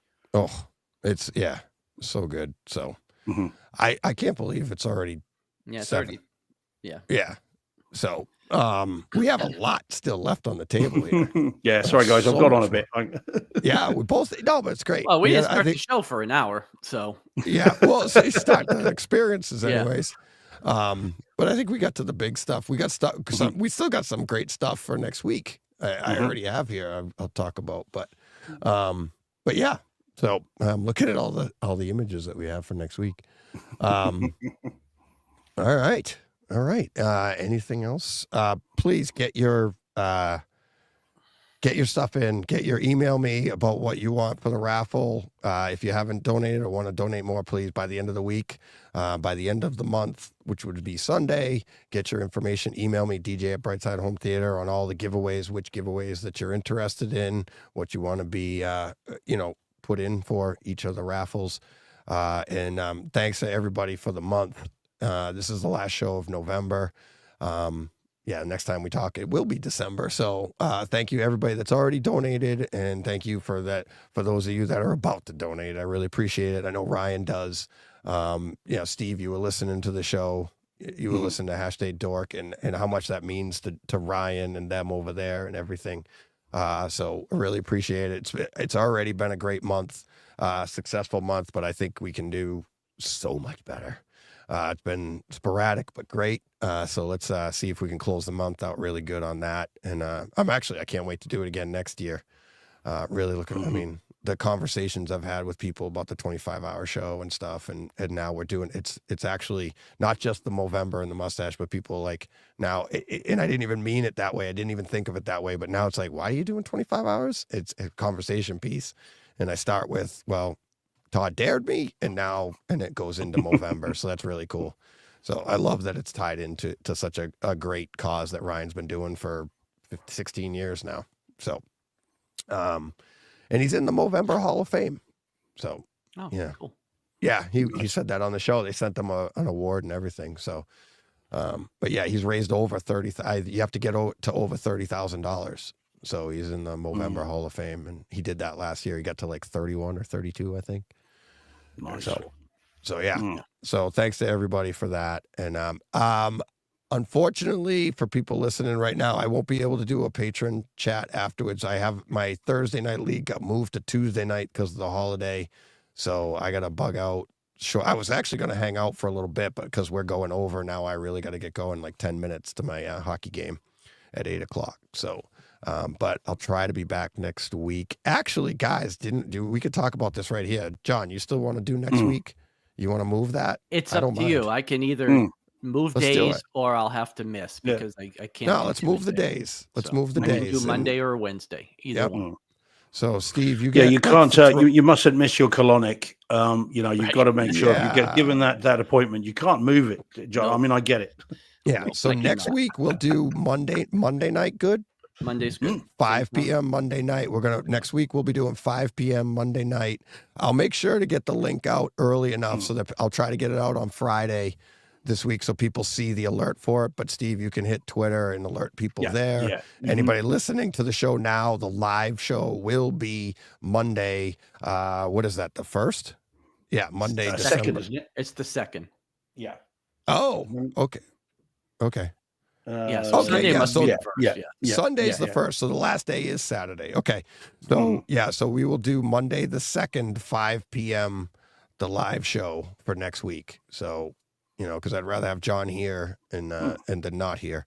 Yep. So but yeah, we'll do that. And then also, like you said earlier, thankful for relationships, thankful for everything. Thanks for you guys being here. This show literally wouldn't exist right now if you guys weren't here, John and Steve, because I wouldn't be able to keep up with this with everything else going on.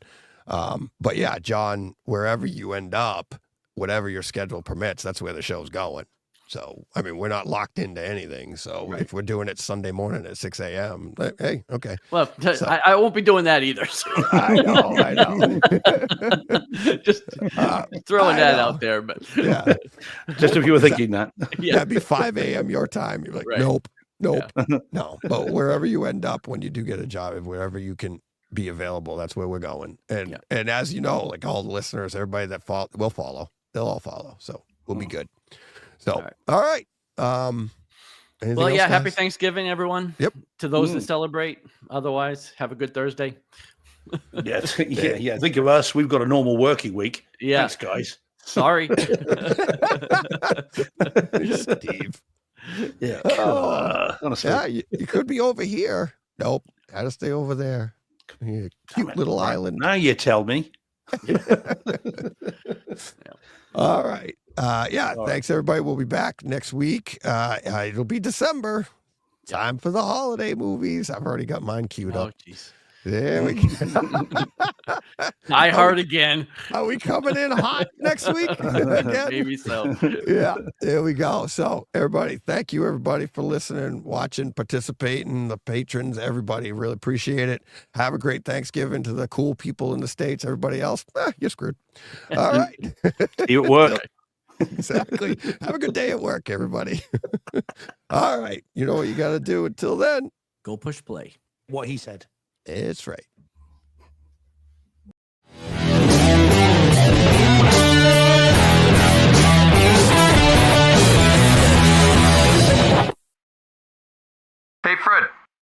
This has been a Hey Fred production with theme music by Jeff Bernhardt and Throne Vault Productions.